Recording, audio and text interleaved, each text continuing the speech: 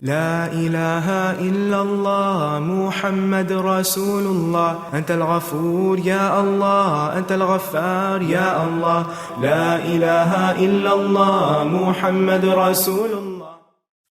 نحمده ونصلي على رسوله الكريم أما بعد فأعوذ بالله من الشيطان الرجيم بسم الله الرحمن الرحيم رب اشرح لي صدري ويسر لي أمري واحلل عقدة من لساني يفقهوا قولي. ما كان للمشركين أن يعمروا مساجد الله شاہدین علی انفسہم بالکفر، نہیں ہے مشرکوں کے لیے، یعنی مشرکین کو یہ زیب نہیں دیتا۔ کیا زیب نہیں دیتا؟ مشرکین کو یہ بات نہیں سجتی، مشرکین کے شایان شان نہیں، کیا ان یعمروا مساجد اللہ، کہ وہ اللہ کی مسجدوں کو آباد کریں۔ یہ ان کے کرنے کا کام نہیں، اور وہ بھی اس حال میں کہ شاہدین علی انفسہم بالکفر، کہ وہ اپنے نفسوں پر کفر کی گواہی دینے والے ہیں، یعنی وہ اپنے آپ پر خود کفر کی شہادت دے رہے ہیں۔ اولئک، یہی وہ لوگ ہیں، حبطت اعمالہم، ان کے اعمال ضائع ہو گئے، وفی النار ہم خالدون، اور آگ میں وہ ہمیشہ رہنے والے ہیں۔ گویا شرک اور کفر کے ساتھ دینداری کے ظاہری سارے اعمال اور بڑے بڑے کام اللہ کے ہاں کوئی حقیقت نہیں رکھتے، وہ سب ضائع ہو جاتے ہیں۔ جیسا کہ آپ جانتے ہیں کہ مشرکین مکہ اللہ تعالیٰ کو مانتے تھے، حج بھی کرتے تھے، مسجد حرام کی خدمت بھی کرتے تھے، حاجیوں کو ستو بھی پلاتے تھے، کھانے بھی کھلاتے تھے، اور بھی اپنے طور پر دینداری کے کئی مظاہر اختیار کیے ہوئے تھے۔ لیکن ان کی سب سے بڑی خرابی کیا تھی کہ اس دینداری کے ساتھ انہوں نے ساتھ ساتھ شرک بھی اختیار کر رکھا تھا۔ مثلا طواف کرتے تھے، لیکن طواف کے ساتھ انہوں نے کچھ کافرانہ کام شروع کر رکھے تھے، ننگے طواف کرنا، تالیاں بجانا، سیٹیاں بجانا وغیرہ وغیرہ۔ اسی طرح لبیک پکارتے تھے، لیکن کس طرح کی؟ کہتے تھے لبیک لا شریک لک الا شریکا هو لک تملکہ وما ملک۔ ہم کیا کہتے ہیں؟ لبیک اللہم لبیک، لبیک لا شریک لک لبیک، تو وہ کیا کہتے تھے؟ لبیک لا شریک لک الا شریکا، لبیک تیرا کوئی شریک نہیں مگر وہ شریک، ہوا لک جو تیرے ہی لیے ہے، تملکہ تو اس کا مالک ہے، یعنی تجھ سے کمتر ہے، تو اس کا مالک ہے لیکن وہ تیرا شریک ہے۔ آپ جانتے ہیں کہ انہوں نے بیت اللہ کے اندر 360 بت رکھے ہوئے تھے، بیت اللہ کی دیواریں بتوں سے بھری ہوئی تھیں، ان میں سے بعض کو وہ دیوی دیوتا مانتے تھے، اور ان کی تصویریں بھی بنا رکھی تھی انہوں نے خانہ کعبہ کے اندر۔ یہ بھی کہا جاتا ہے کہ حضرت ابراہیم اور حضرت اسماعیل علیہ السلام کے مجسمے بھی بنائے ہوئے تھے، اور بعض بتوں کے ہاتھوں میں انہوں نے فال گیری کے تیر تھما رکھے تھے۔ پیچھے آپ پڑھ چکے ہیں کہ جب انہیں کوئی کام کرنا ہوتا تو یہ نذرانہ دیتے، قربانی کرتے، اور پھر ان تیروں سے فال لیتے تھے۔ تو حضور صلی اللہ علیہ وسلم نے مکہ فتح کرنے کے بعد اللہ کے گھر کو ان تمام چیزوں سے پاک کیا تھا۔ پھر اسی طرح آپ دیکھتے ہیں کہ وہ بیت اللہ میں اور بہت سے ایسے غلط کام کرتے تھے جن کا دین سے کوئی تعلق نہ تھا۔ تو ان سارے اعمال کو اللہ تعالیٰ نے کس سے تعبیر کیا؟ شرک اور کفر سے۔ شرک میں تو یہ بت پرستی وغیرہ کی باتیں، اور کفر میں ان کا خود ساختہ طریقے طواف کے اور عبادت کے، یہ سب چیزیں شامل تھیں۔ فرمایا کہ ایسے لوگ جو شرک کرتے ہوں، کفر کرتے ہوں، وہ اللہ کے گھر کو آباد کرنے کی کتنی سمجھ بوجھ رکھتے ہوں گے، اس کے مستحق کیسے ہو سکتے ہیں؟ مثلاً آج کے دور میں بھی اگر آپ کسی کو مسجد کی خدمت پر مامور کریں اور وہ مسجد میں روشنی کا انتظام بھی کرے، صفائی کا بھی کرے، پانی کا بھی کرے، اور اس کے ساتھ ساتھ کچھ بت بھی لا کے رکھ دے، تو کیا آپ ایسے شخص کو مسجد کی خدمت کرنے دیں گے؟ اور وہ کہے نہیں، میرا حق ہے اس مسجد پر، میں اس کی کمیٹی کا ممبر ہوں اور میں نے اس میں بہت سے کام کیے ہیں، کیا میرا اتنا حق بھی نہیں کہ میں کچھ اپنی من پسند چیزیں جو ہیں وہ یہاں لا رکھوں یا چند بتوں کو یہاں لا سجاؤں؟ تو اس کو عقل نہیں مانتی، کیونکہ یہ تو اللہ کا گھر ہے، اور اللہ کے گھر میں اللہ کے شریک، آپ اپنے گھر میں کسی کو شریک کریں گے؟ تو اسی طرح اللہ تعالی جو مالک الملک ہیں، ان کو یہ بات کیسے پسند آ سکتی ہے کہ اس کی مخلوق میں سے کسی چیز کو اس کا شریک ٹھہرا دیا جائے، یا کوئی شخص مسجد کی یا اس کے گھر کی آبادی کے نام پر بتوں کو لا رکھے وہاں، یا کسی بھی اور چیز کو اس کا شریک ٹھہرائے۔ ما کان للمشرکین ان یعمروا مساجد اللہ، مشرکوں کا کام نہیں ہے کہ وہ مسجدیں آباد کیا کریں۔ یعمرو کا لفظ جو ہے عین میم رے سے ہے، عمرہ آبادی کے لیے استعمال ہوتا ہے، عمارت کا لفظ بھی اسی سے ہے، اور اس میں ظاہری آبادی بھی مراد ہے، تعمیر کا لفظ بھی اسی سے ہے، جیسے تعمیر کرنا، اسی طرح مسجد کی حفاظت، صفائی وغیرہ اور ضروریات کا انتظام کرنا، پھر اسی طرح مسجد میں عبادت کے لیے حاضر ہونا، یہ بھی اس کی آبادی ہے۔ عمرہ کو عمرہ کیوں کہا جاتا ہے؟ کیونکہ اس سے حرم آباد رہتا ہے، اللہ کا گھر آباد رہتا ہے۔ اگر عمرہ نہ ہو تو سال میں صرف ایک مرتبہ زیادہ آبادی ہو، یا پھر لوکل لوگ نماز پڑھنے کے لیے رہ جائیں۔ اب آپ دیکھیں کہ سال بھر وہ گھر اسی وجہ سے آباد رہتا ہے کہ اس میں معتمرین آتے رہتے ہیں، عمرہ کرنے والے، تو عمرہ آبادی کا ذریعہ ہے اس کی۔ تو یہ تمام چیزیں مسجد کی آباد کاری شمار ہوتی ہیں۔ کیا؟ مسجد کی تعمیر، اس کی ضروریات کا خیال، اور اس میں عبادت کے لیے حاضر ہونا۔ فرمایا کہ شرک کرنے والے یہ کام نہیں کیا کریں، اور اس حال میں کہ وہ کفر بھی کر رہے ہیں، ساتھ اللہ کی بات کو مانتے بھی نہیں ہیں، اور شرک کی وجہ سے اولئک حبطت اعمالہم، ان کے سب اعمال ضائع ہو گئے، اور اس کے عمل میں کوئی بھی خوبی مالک کو گوارا نہیں ہو سکتی۔ تو بالکل اسی طرح شرک کرنے والوں کا کوئی عمل اللہ تعالیٰ کو ہرگز پسند نہیں، ہاں وہ کتنے ہی خشوع و خضوع سے عبادت کرتے ہوں۔ ان کے لیے تو اللہ تعالیٰ نے پھر کیا تیار کر رکھا ہے؟ وَفِي النَّارِ هُمْ خَالِدُونَ، آگ میں وہ ہمیشہ رہنے والے ہیں۔ ایمان کے بغیر اعمال ایسے درخت کی طرح ہیں جو بے ثمر ہیں، یا ایسے پھولوں کی طرح ہیں جن میں کوئی خوشبو نہیں۔ ایمان کے بغیر عمل کیسا ہے؟ جیسے ایک ہرا بھرا درخت ہے لیکن اس پہ کوئی پھل نہیں لگتا، یا پھول ہیں بہت خوبصورت لیکن ان میں کوئی خوشبو نہیں۔ ایک شخص بظاہر آپ کو بہت اچھے اخلاق کا نظر آ سکتا ہے، بہت خدمت خلق کرتا ہے، بڑے بڑے کام کرتا ہے، لیکن شرک کی وجہ سے اس کا کوئی بھی عمل اللہ تعالیٰ کو قبول نہیں۔ کیوں؟ اس کو کیوں فائدہ نہیں؟ جس کا اصل حق ہے کہ اس کے لیے سب کچھ کیا جائے، اس کو تو مانا ہی نہیں جا رہا، اس کو تو اس کا حق نہیں دیا جا رہا۔ تو جب خالق کے حق کو ہی مارا جا رہا ہے تو باقی کسی کا حق دے کر وہ کون سا کمال کر رہا ہے؟ یہ ایسے ہی ہے نا، جیسے ایک بچہ اپنے ماں باپ کی تو کوئی بات نہ مانے، ان کو ماں باپ ماننے کو ہی تیار نہ ہو، اور باقی ساری دنیا کے ساتھ بہت اچھا ہو۔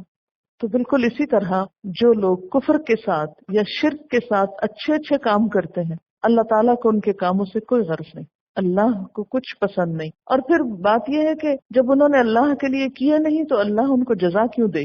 وَفِي النَّارِ هُمْ خَالِدُونَ، ان کے اعمال تو بے قیمت ہیں، وہ تو آگ میں ہی جانے کے لائق ہیں۔ اصل میں اس آیت سے میں ان ساری غلط فہمیوں کا ازالہ کرنا چاہتی ہوں جو ہمارے معاشرے میں بہت زیادہ عام ہو گئی، اور وہ کیا ہے کہ عموماً لوگ ایسی ہی مثالیں دیتے رہتے ہیں، فلاں شخص کا اخلاق اتنا اچھا ہے، اس کا کام اتنا اچھا ہے، سب کچھ ہے، بس ایک چیز نہیں، اور ایمان۔ تو جس نے اس کو یہ ہاتھ پاؤں دیے، جس نے اس کو عقل دی، جس نے اس کو یہ ساری نعمتیں دی، اگر وہ اسی کو نہیں مانتا تو اس کے پاس تو پھر اس کے لیے جزا نہیں ہے، وہ ان ساری اچھائیوں کی جزا دنیا میں ہی پالے گا۔ حتیٰ کہ اگر کوئی جزا بچ گئی تو موت کے وقت اس کی جان کنی آسان کر دی جائے گی، اور وہ اپنے سارے اعمال کا صلہ دنیا میں ہی لے کر آخرت میں خالی ہاتھ جائے گا، کیونکہ اس کے سارے اعمال دنیا والوں کو خوش کرنے کے لیے تھے. جس کے پاس وہ واپس جا رہا ہے اس کے لیے تو اس نے کچھ کیا ہی نہیں. پھر فرمایا انما يعمر مساجد الله من آمن بالله واليوم الآخر وأقام الصلاة وآتى الزكاة ولم يخش إلا الله فعسى أولئك أن يكونوا من المهتدين. اللہ کی مسجدوں کے آباد کار، انما یعمر مساجد اللہ، اللہ کی مسجدوں کو تو آباد کرتے ہیں وہ لوگ جو اللہ کو مانے، روز آخر کو مانے، نماز قائم کریں، زکوٰۃ دیں اور اللہ کے سوا کسی سے نہ ڈریں. تو امید ہے کہ یہی لوگ سیدھے رستے پہ چلنے والے ہوں گے، یہی ہدایت یافتہ ہے. یہاں پر لفظ مساجد اللہ استعمال ہوا ہے. اس سے مراد حرم پاک بھی ہے اور باقی مساجد بھی ہو سکتی ہیں. عربوں کے ہاں جمع بول کر بسا اوقات مفرد بھی مراد لیا جاتا ہے. پھر اسی طرح مساجد میں اللہ کی مسجد یعنی مسجد حرام کے علاوہ باقی بھی شامل ہو جاتی ہیں. تو اب عام حکم ہے سب کے لیے کہ اللہ کی مسجدوں کو وہ لوگ آباد کرتے ہیں جو اللہ پر ایمان رکھتے ہیں. اب شرط عائد کر دی گئی. ان شرائط میں صرف اللہ اور یوم آخرت پر ایمان ہی نہیں بلکہ نماز قائم کرنے اور زکوٰۃ ادا کرنے کی بھی شرط عائد کی گئی. اب پچھلی کئی آیات میں آپ دیکھ رہے ہیں کہ بار بار ایمان کے ساتھ عمل صالح کی تفصیل بھی تھوڑی سی بیان ہوتی. اسے دین کی بنیادوں میں سے قرار دیا جا رہا ہے. اور ایک اور چیز جو قلبی حالت سے متعلق ہے، اور وہ کیا ہے؟ وَلَمْ يَخْشَ إِلَّا اللَّهِ، اللہ کے سوا کسی سے نہ ڈرتا. اب یہاں اس کا کیا مطلب ہے کہ اس کے اندر سے خوف کے جذبات ہی سب ختم ہو چکے ہوں؟ وہ نہ کسی سانپ سے ڈرتا ہو، نہ بلی سے ڈرتا ہو، نہ کاکروچ سے ڈرتا ہو، نہ چھپکلی سے ڈرتا ہو؟ یہ مطلب ہے اس کا؟ یہ مطلب نہیں ہے. یہ تو طبعی خوف ہے. کوئی اندھیرے سے ڈرتا ہے، کوئی جنوں سے ڈرتا ہے، کوئی کسی چیز سے ڈرتا ہے. تو کچھ لوگ ہیں جو ان میں سے کسی چیز سے بھی نہیں ڈرتے، جیسے حضرت موسیٰ علیہ السلام ڈر گئے تھے، جو عصا انہوں نے پھینکا تھا اور وہ سانپ بن گیا تھا. یہ ڈرنا مراد نہیں ہے. یہاں ڈر سے مراد غیر اللہ کا خوف ہے، اور شرک کی نفی کے لیے یہ چیز انتہائی ضروری ہے. اور غیر اللہ کا خوف کس معنی میں؟ کہ اللہ کے سوا بھی کوئی نفع یا نقصان پہنچا سکتا ہے. اللہ کے سوا غیبی طریقے سے کوئی اور بھی نعوذ باللہ شریک ہیں جو انسان کو کچھ فائدہ دے سکتے ہیں یا نقصان بھی دے سکتے ہیں. ایسے لوگوں کے بارے میں کیا فرمایا؟ فَأَسَىٰ أُولَٰئِكَ أَن يَكُونُوا مِنَ الْمُهْتَدِينَ، امید ہے کہ یہ ہدایت یافتہ میں سے ہوں گے. یہ کیوں کہا گیا ہے أَسَىٰ أُولَٰئِكَ أَن يَكُونُوا مِنَ الْمُهْتَدِينَ؟ کن کے بارے میں کہا جا رہا ہے؟ جو ایمان لا چکے ہیں، نماز پڑھتے ہیں، زکوٰۃ دیتے ہیں، اللہ کے سوا کسی سے نہیں ڈرتے. پھر کہا جا رہا ہے أَسَىٰ أُولَٰئِكَ أَن يَكُونُوا مِنَ الْمُهْتَدِينَ. کیوں؟ کیا یقینی بات نہیں؟ ایمان کی اصل حقیقت تو ہر ایک کی اللہ ہی کو پتا ہے، اور سب کی عبادات کا حال بھی اللہ کو معلوم ہے. دین صرف ظاہر داری کا نام نہیں ہے. ہم اعلیٰ درجے پر لیتے ہیں نا نیکی کے، جو شخص مسجد آباد کرے یا مسجد بنائے، کیونکہ اس کی بشارت بھی بہت ہے اور حقیقت میں اللہ تعالیٰ نے اس کے لیے اجر بہت رکھا ہے. لیکن اتنا بڑا کام کر کے کہ اللہ کے گھر کی خدمت کر کے بھی کوئی شخص کسی تکبر میں مبتلا نہ ہو، یا کبھی بھی اپنے آپ کو پاکیزہ نہ سمجھے، یا کبھی یہ نہ سمجھے کہ میں تو بخشا بخشایا ہوں اور میں تو بالکل ہدایت پر ہوں. یہ سارے کام کرنے والے بھی أَسَىٰ أُولَٰئِكَ أَن يَكُونُوا مِنَ الْمُهْتَدِينَ. اصل چیز تو وہ ہے جو اللہ کے ہاں قبول ہو جائے. تو ہم سب کو کوئی بھی نیکی کا کام کرنے کی اگر توفیق ہو اور موقع ملے تو ساتھ اس بات کی فکر رہنی چاہیے کہ قبولیت بھی ہو جائے. پیچھے آپ پڑھ چکے نا ذَلِكَ الْكِتَابُ لَا رَيْبَ فِيهِ هُدًى لِّلْمُتَّقِينَ. تو وہاں متقین کی چند صفات بتائی گئی تھی جو ہدایت یافتہ ہونے کی علامت تھی. أُولَٰئِكَ عَلَىٰ هُدًى مِّن رَّبِّهِمْ وَأُولَٰئِكَ هُمُ الْمُفْلِحُونَ. اور یہاں پر ہدایت یافتہ لوگوں کی کچھ اور شرائط کا ذکر ہے، اور اس میں نماز کے ساتھ زکوٰۃ کا لفظ بھی ہے اور صرف اللہ کے خوف کی بات بھی ہے. اچھا، ہمارے ہاں عام طور پر کیا سمجھا جاتا ہے؟ غیر اللہ کے خوف میں کیا چیزیں آتی ہیں؟ مثلاً بعض اوقات کسی کی بد دعا سے ڈرنا، حالانکہ آپ کا قصور کچھ بھی نہ ہو. بعض اوقات حکومت کو یا اپنے سے بڑوں کو اپنی دنیاوی ترقی کا ذریعہ سمجھنا، اور پھر انہی کی مرضی کے سب کام کرنا، خواہ اللہ تعالیٰ کی ناراضگی کیوں نہ ہو اس میں. یعنی ہر ایسی چیز کا ڈر جو انسان کو اللہ کی اطاعت سے روک دے، یہ مراد ہے اس سے. دیکھیں کہ ڈر دو طرح کا نا، ایک مثلاً چور کا ڈر ہے، یا ڈاکو کا ڈر ہے، یا ایک قاتل کا ڈر ہے آپ کو، یہ کسی غنڈے بدماش کا ڈر ہے. یہ ڈر کون سا ہے؟ طبعی اور فطری ڈر ہے. اچھا، اب یہ ڈر جو ہے یہ آپ کو اللہ کی عبادت سے نہیں روکتا کہ روکتا ہے، بلکہ اس سے تو آپ اللہ کی طرف اور زیادہ مائل ہو جاتے ہیں، اس لیے یہ ڈر مذموم نہیں. لیکن کچھ لوگوں کا ڈر آپ کو اللہ کی اطاعت سے روک دیتا ہے، وہ یہاں مراد ہے. مثلا لوگوں کے ڈر سے حجاب نہیں کرنا کہ اگر میں نے کر لیا تو پھر میری مثلا یہ کہ نوکری چلی جائے گی یا اور کوئی نقصان مجھے ہو جائے گا. شگون اور بدشگونی اس میں آتی. معاشرے کے ڈر سے شرکیہ کام کرنا یا بدعات میں انوالو ہونا کہ ہائے لوگ کیا کہیں گے، برادری کیا کہے گی، خاندان کیا کہے گا. اچھا، اسی طرح کسی انسان سے یہ سمجھنا کہ یہ مجھ کو اولاد دے سکتا ہے، کوئی زندہ ہو یا مردہ ہو، یا یہ کہ شرک کے کسی ایسے کام میں مبتلا ہونا جس سے انسان کسی نقصان سے بچنا چاہے. مثلا بعض لوگ کہتے ہیں کہ اگر ہم 11ویں نہیں دیں گے تو بھینس مر سکتی ہے، یا غلط قسم کی جو منتیں مان لیتے ہیں، اگر ان کو روکا جائے کہ اس میں شرک ہے اور یہ نہ کریں تو اس پر وہ سمجھتے ہیں کہ نہیں، اگر ہم نے نہ کیا تو ہمارے اوپر کوئی آفت آ جائے گی. تو یہ ساری چیزیں غیر اللہ کے خوف میں شامل ہو جاتی ہیں. اب یہاں پر مسجدوں کی آبادی کا ذکر ہے، اس کا اجر اور ثواب کیا ہے. نبی صلی اللہ علیہ وسلم نے فرمایا، جب تم دیکھو کہ ایک آدمی مسجد میں پابندی سے آتا ہے تو تم اس کے ایمان کی گواہی دو، کیونکہ مسجد میں عبادت کی غرض سے آنا اس کی آباد کاری ہے. حضرت عثمان فرماتے ہیں کہ میں نے رسول اللہ صلی اللہ علیہ وسلم کو فرماتے ہوئے سنا کہ جس نے اللہ کی رضا کے لیے مسجد بنائی، اللہ ویسا ہی گھر اس کے لیے بہشت میں بنائے گا.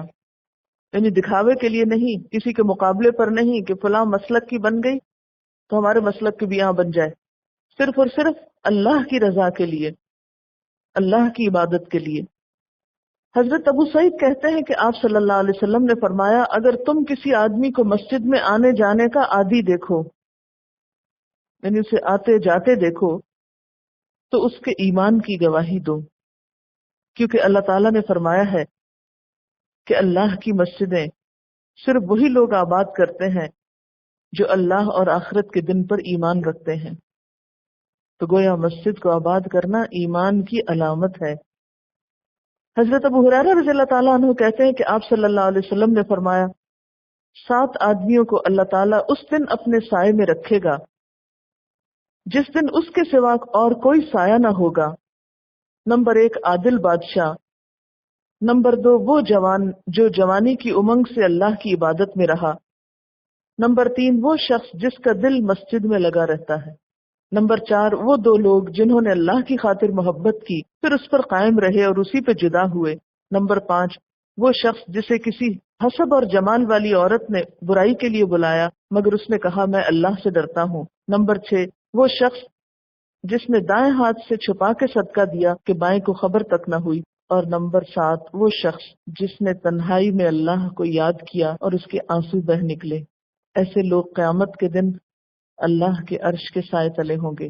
اسی طرح مسجد میں جا کر اللہ کا ذکر کرنا جو ہے وہ بھی مسجد کو آباد کرنا ہے، لیکن یہ یاد رکھیں کہ اس میں شور ہنگامے کی اجازت نہیں. نبی صلی اللہ علیہ وسلم نے فرمایا، جب جنت کے باغات پر تمہارا گزر ہو تو پھل کھایا کرو.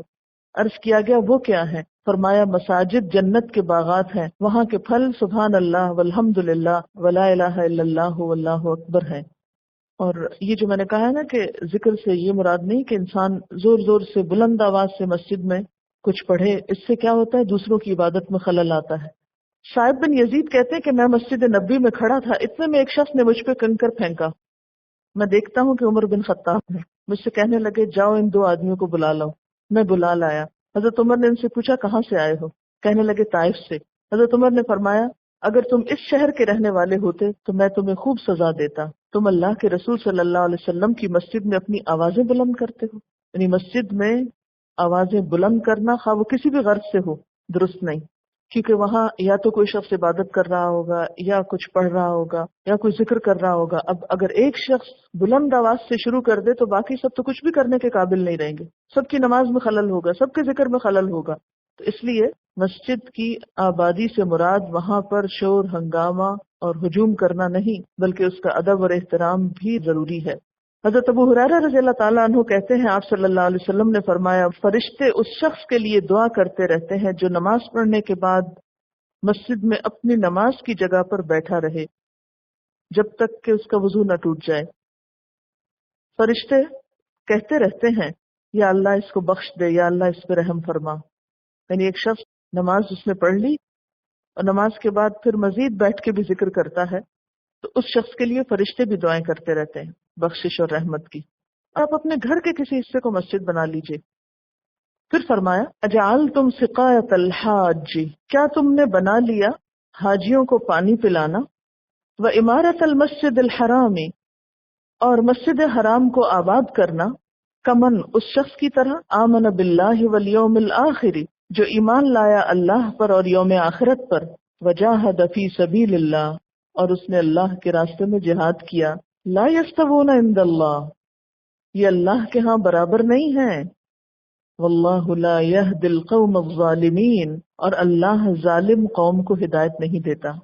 مسجد کو آباد کرنا بہت بڑی نیکی، حتیٰ کہ وہاں گرا ہوا ایک تن کا اٹھانا بھی بہت اجر و ثواب کا کام ہے. لیکن انسان کے لیے صرف یہی نیکی کافی نہیں، اور اسی نیکی پر وہ مطمئن ہو کر نہ بیٹھ جائے، بلکہ اس سے آگے بڑھ کر اللہ پر ایمان اور یوم آخرت پر ایمان لانے کے بعد اللہ کے راستے میں جہاد کرنا اس سے بھی بڑی نیکی ہے.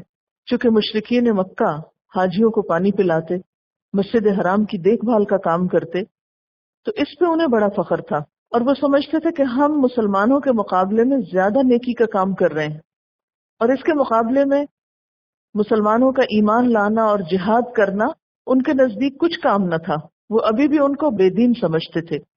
تو بتایا گیا کہ ان کا یہ خیال درست نہیں. بعض روایات میں اس کا سبب نزول مسلمانوں کی آپس میں ایک گفتگو کو بتایا گیا کہ ایک روز منبر نبوی کے قریب کچھ مسلمان جمع تھے. ان میں سے ایک نے کہا کہ اسلام لانے کے بعد میرے نزدیک سب سے بڑا عمل حاجیوں کو پانی پلانا ہے. دوسرے نے کہا مسجد حرام کو آباد کرنا ہے.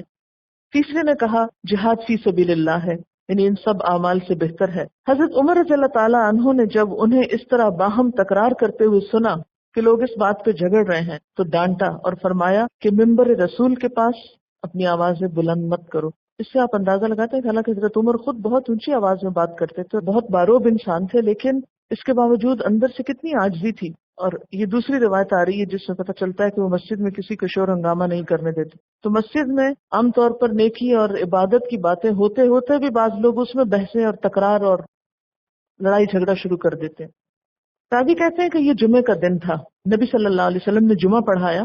جب جمعہ پڑھا چکے تو میں آپ کی خدمت میں حاضر ہوا اور اپنی اس گفتگو کے بارے میں بتایا، کیونکہ وہ خود بھی ان میں سے تھے. حضرت نعمان بن بشیر ہیں یہ جو اس بحث میں شامل تھے. تو اس پر یہ آیت نازل ہوئی اجعلتم سقایۃ الحاج و عمارت المسجد الحرام کمن آمن باللہ والیوم الآخر وجاہد فی سبیل اللہ. تو اس سے کیا پتہ چلتا ہے کہ اللہ کے راستے میں جد و جہد کرنا، جہاد کرنا مسجد حرام کی آباد کاری سے بھی زیادہ اجر و ثواب رکھتا ہے. کیونکہ مسجدیں اسی وقت آباد ہوگی نا جب جہاد ہوگا. اگر باہر نکل کر کسی کو دین کے بارے میں کچھ بتایا ہی نہیں تو مسجد میں کون آئے گا نماز پڑھنے. اس آیت کو پڑھ کے یوں نہیں لگتا کہ ہمارے ہاں ابھی تک نیکی کا ایک بہت محدود سا تصور ہے اور ہم اسی درجے کی نیکی پر بس راضی ہو چکے ہیں، غریبوں کو کھانا کھلا دینے کو اور مسجد کی تعمیر کو یا مسجد کی آبادی کو ہی بس نیکی سمجھتے ہیں.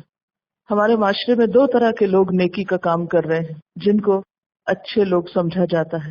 ایک وہ ہیں جو سوشل ورک کا کام کر رہے ہیں، لوگوں کو کھلانے پلانے کا یا ان کی مادی اور جسمانی ضروریات پوری کرنے کا. اور دوسرے وہ ہیں جو مسجدوں میں ہیں یا مسجد آباد کرتے ہیں کسی بھی طرح. اور اس کے بعد جو تیسری ذمہ داری ہے وجاہد فی سبیل اللہ، اس سے بحیثیت قوم ہم غافل ہو چکے ہیں اور ہم پہلی دو نیکیوں پر ہی راضی ہو گئے. ایسا کیوں ہوا؟ یہ کس نے ہم کو بھلوا دیا کہ ان دو کاموں سے بڑا کام بھی کوئی ہے؟ جس کے لیے اللہ تعالیٰ فرماتے ہیں لا یستوون عند اللہ، صرف ایک محدود درجے کی یا ایک خاص قسم کی نیکی کر کے مطمئن مت ہو جاؤ، ابھی تو اور بھی بہت کچھ کرنا ہے۔ حاجی اللہ کے مہمان ہوتے ہیں، ان کو کھلانا پلانا اللہ کے مہمانوں کو ایک بہت اچھا کام ہے، اور اللہ کے گھر کو آباد کرنا، حرم کی خدمت کرنا، خادم حرمین بننا بہت نیکی کا کام ہے، لیکن ابھی تو اور بھی بہت سی ذمہ داریاں ہیں۔ یہ دونوں کام تو آج بھی امت میں ہو رہے ہیں نا۔ اگر حج کے موقع پر کبھی آپ جائیں تو آپ دیکھیں گے کہ بہت سے لوگوں نے پانی کے، لسی کے، مختلف ڈرنکس کے سٹال یا سبیل لگائی ہوئی ہوتی ہے اور مفت حاجیوں میں بانٹتے ہیں۔ ہزاروں کی تعداد میں پانی مفت تقسیم کیا جاتا ہے۔ یہ روایت آج بھی چلی آ رہی ہے، اور جو نہیں یہ کر سکتے ان کو دیکھ کے سوچتے ہیں انہوں نے کتنی نیکی کمائی ہے، اتنے سارے لوگوں کو کھلایا پلایا، کھانا بھی بہت تقسیم ہوتا ہے۔ اور کچھ لوگ مسجد حرام کی خدمت اور صفائی اور مسجد حرام کے بعد باقی مسجدوں کی دیکھ بھال کرنے کے بعد بے فکر ہو جاتے ہیں کہ گویا فریضہ دین ادا ہو چکا۔ لیکن اللہ تعالیٰ کیا فرماتے ہیں لا یستوون عند اللہ۔ تو اس سے کیا پتہ چلتا ہے کہ ٹھیک ہے مسجد کی آبادی بہت نیک کام ہے، لیکن جہاد فی سبیل اللہ اس سے آگے بڑھ کر آج چونکہ مسلمان جہاد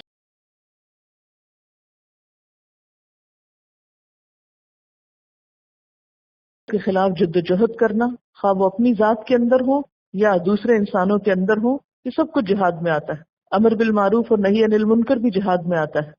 دین کی نشر و اشاعت اور تبلیغ یہ سب کچھ جہاد میں آتا ہے۔